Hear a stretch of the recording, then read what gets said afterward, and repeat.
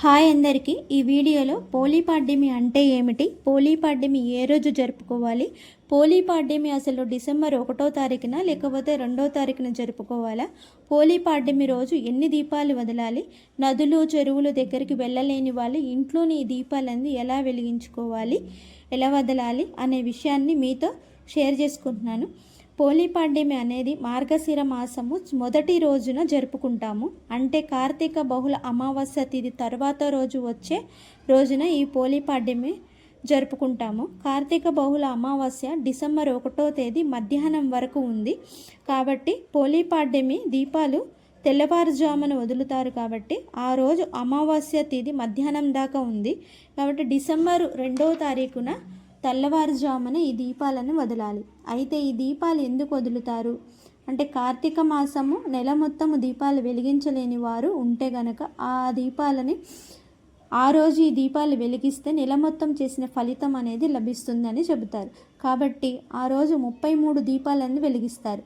ఈ 33 దీపాలను ఎందుకు వెలిగించాలంటే, నెల మొత్తానికి కలిపి 30 ఒత్తులు, ఆ రోజు 2 ఒత్తులు వెలిగిస్తారు, 32 దీపాలు అవుతాయి.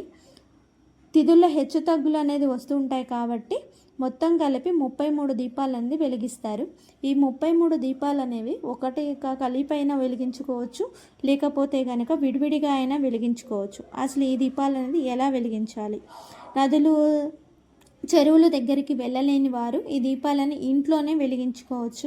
ఒకవేళ తులసి కోట ఉంటే తులసి కోట దగ్గర, లేకపోతే కనుక పూజా మందిరం దగ్గర అయినా సరే ఈ దీపాలు అనేది వెలిగించుకోవచ్చు.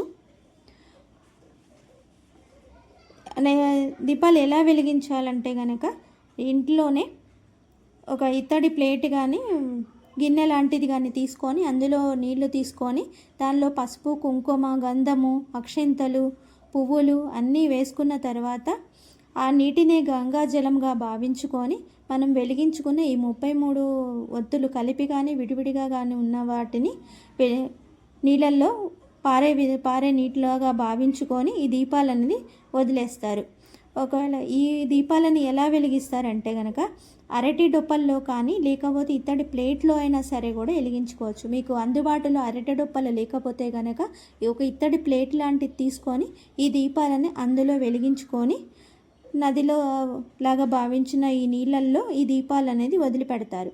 ఈ దీపాలు అనేది వదిలిపెట్టిన తర్వాత ఈ పోలీపాడ్యమికి సంబంధించిన ఒక కథ ఒకటి ఉంటుంది. ఆ కథను కూడా చదువుకోవాలి.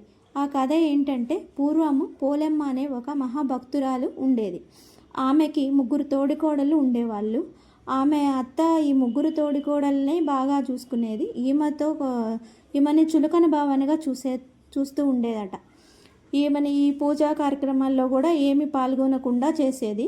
వాళ్ళ 3తోనే ఈ కార్తీక మాసం దీపాలను వెలిగించడం, నదీ జలంకి వెళ్ళి అక్కడ ఈ పూజా కార్యక్రమాలన్నీ పంచుకోవడం చేస్తూ ఉండేది.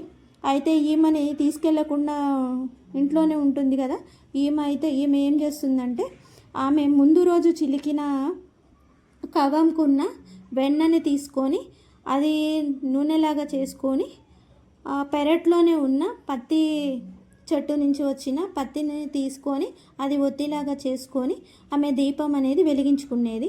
మళ్ళీ వీళ్ళ అత్త తోడికోడళ్ళు చూస్తారేమోనని ఆ దీపం మీద ఒక బుట్ట లాంటిది బోర్లించుకొని ఈ నెల మొత్తం ఇదే విధానం పాటిస్తూ ఉండేది. చివరికి కార్తీక మాసము ఎండింగ్ రోజు అంటే చివరి రోజు రానే వచ్చింది. అంటే ఈ కార్తీక మాసం ఎండింగ్ రోజు ఈమె ఆకాశం నుంచి ఒక పుష్ప విమానం వచ్చి ఆమెని ఎక్కించుకొని తీసుకువెళ్తూ ఉండేది. అప్పుడు వీళ్ళు మిగిలిన వాళ్ళు నెల మొత్తం చేసిన ఫలితము మాకు కదా రావాల్సింది, మేము కదా చేసింది అనే భావనలోకి వస్తే, ఇక్కడ వచ్చేసరికి మెయిన్ ఏంటంటే భక్తి భావన ఒకటి, ఈర్ష్యాద్వేషాలు అనేది ఉండకూడదు. ముందు ఈమె అనేది అటువంటి ఏమి భావన అనేది లేకుండా చక్కగా 30 రోజులు పూజని పూర్తి చేసింది. కాబట్టి ఆ ఫలితం అనేది ఈమెకి వచ్చింది.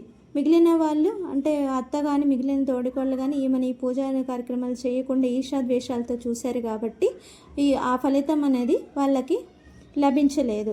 ఈ కథ మొత్తం చదువుకున్న తర్వాత అక్షంతలు అనేది తలపైన చల్లుకుంటే ఆ రోజు కార్తీక మాసం చేసిన ఫలితం పూజ అనేది మీకు లభిస్తుంది. అంతేనండి. మీరు కూడా ఈ విధి విధానాన్ని పాటించి ఆ దేవుని కృపకు పాత్రులు కాగలరని ఆశిస్తున్నాను. Thank you.